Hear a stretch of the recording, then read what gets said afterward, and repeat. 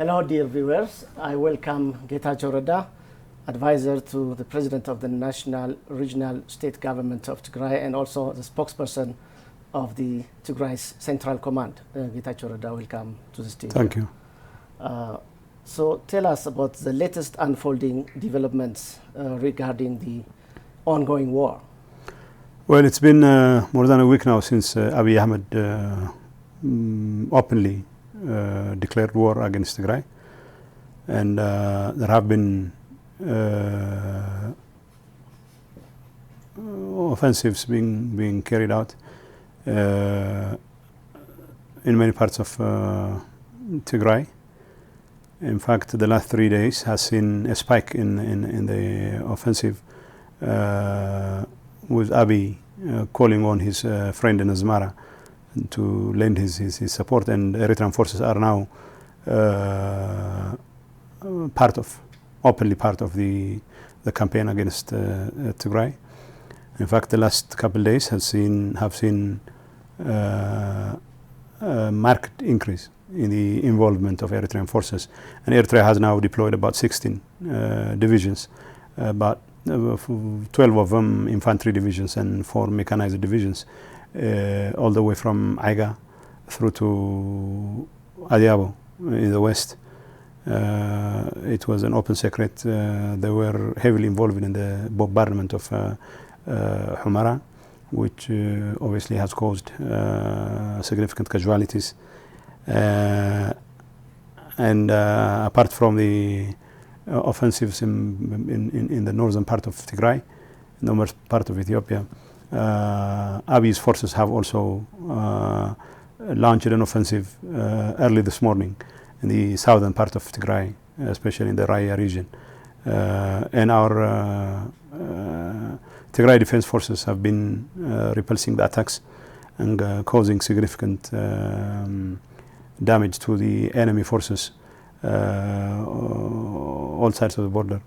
And apart from the land offensives, Abiy has been busy targeting civilian installations, including power generation, Takaze hydroelectric generation units, through the use of, by way of course, airplanes.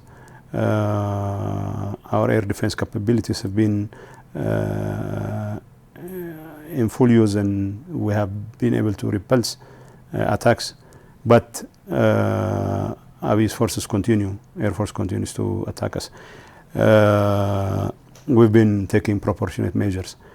Like I said, our forces are gallantly defending against the encroachment of the enemy, both from the side of the Eritrean forces and that of Prosperity's forces, the other side of the border, the southern part of Tigray, southern, northwestern, northern, and northeastern part of Tigray. Another development is we've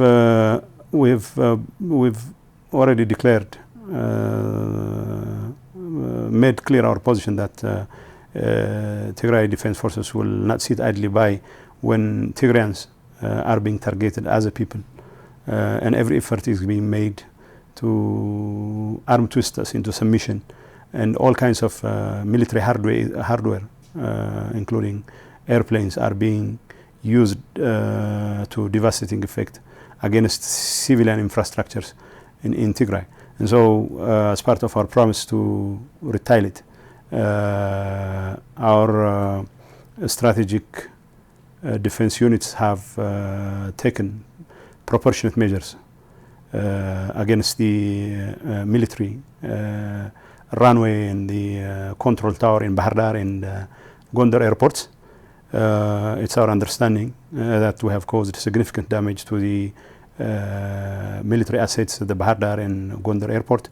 And as I have said earlier, we will continue to target facilities that are being used to target Tigray and Tigray interests in other parts of the country, whether these are airports in Eritrea or airports in other parts of the country, or even infrastructure that is being used to arm twist us into submission.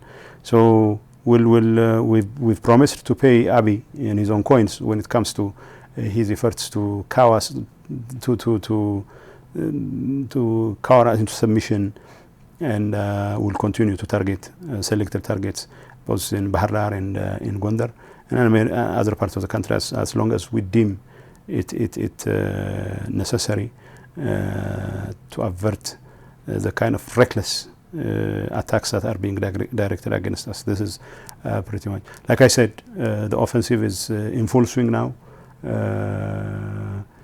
It's even strange considering the fact that Eritrean forces have been involved in looting civilian property, destroying harvests of poor peasants in the parts they have been able to set foot. And this organized effort is being done in collaboration with Abiy Ahmed, who obviously would have you believe that he is doing it in the interest of Ethiopia and Ethiopians. It's very unfortunate.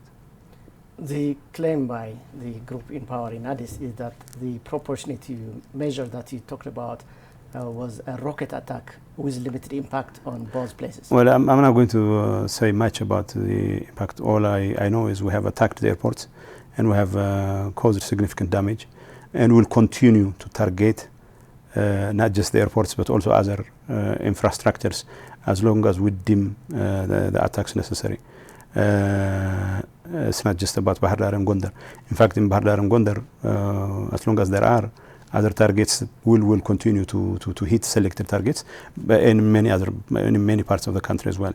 And of course, that would include facilities in Eritrea that are being used to target us. What do you make of the report by the Amnesty International regarding the alleged atrocities at Maikadra, Western Tigray? Well, our position is that those things need to be investigated. Those allegations need to be taken very seriously. All I can tell you at this point is that Tigray and the people of Tigray has no business in engaging in those kinds of atrocities. And in fact, the information I have is that Tigrayan residents in Maikadra in what is called Samra camp were targeted by hooligans from the other side of the border.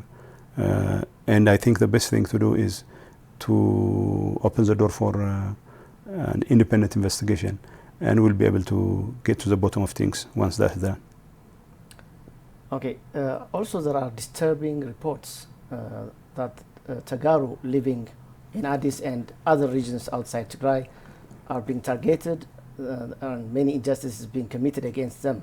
And this is apart from the open invasion, bombardment, blockade, complete blockade against Tigray, and all these injustices. What is your message to the international community? Well, my message to the international community is that to the extent that the international community is serious about preventing genocide, I think it's high time that they take this reports of persecution of Tigrayans very seriously. Tigrayan civil servants are being singled out, being sent to concentration camps, being profiled as enemy agents. They have been forced out of their jobs. They have been rounded up simply because they speak Tigrinya.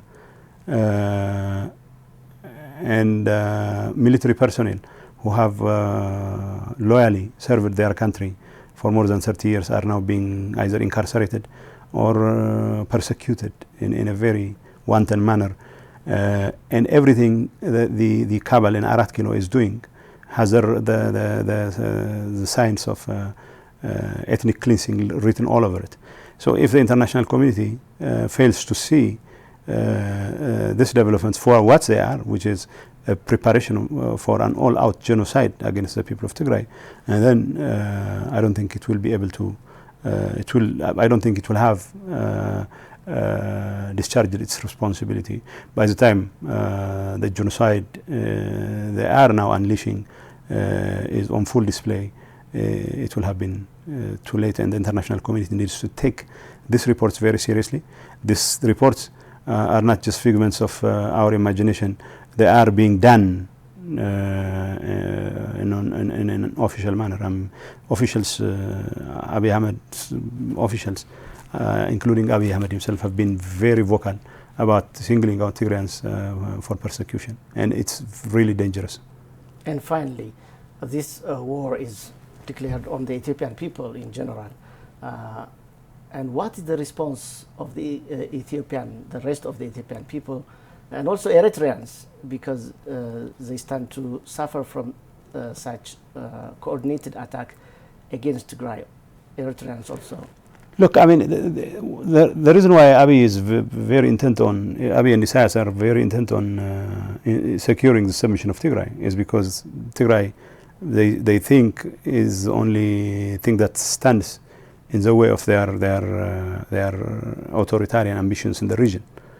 And any success on their part to cow Tigrayans into submission would give them a carte blanche to lord it over the rest of the people in the region. That's their thinking, at least. So it behooves Ethiopians and, of course, Eritreans at large to work tirelessly against such a reckless move on the part of Abiy and Isaias Afwerki. Like I said, we'll leave no stone unturned to defend the interest of Tigray, defend our people, our autonomy, our self-determination rights, and our survival. What's at stake is our survival as a people. They are on record threatening to wipe us out, and it's not just about wiping Tigrayans out of the face of earth. It is just about securing the submission of all and sundry as far as their authoritarian ambitions go. So yes, Eritreans have been very consistent in voicing their concern and voicing their opposition against Isaias and Abiy's reckless adventures, and Ethiopians from many parts of the country have also been expressing concern and, of course, expressing their opposition, but they need to do more. But Tigray is in this with the clear understanding of the nature of the danger that we are facing. It's a question of survival for us. We either survive or will be wiped out as a people from the face of the earth. And all I can tell you is we'll do everything in our power to make sure that those people who are threatening to erase us off the face of earth do not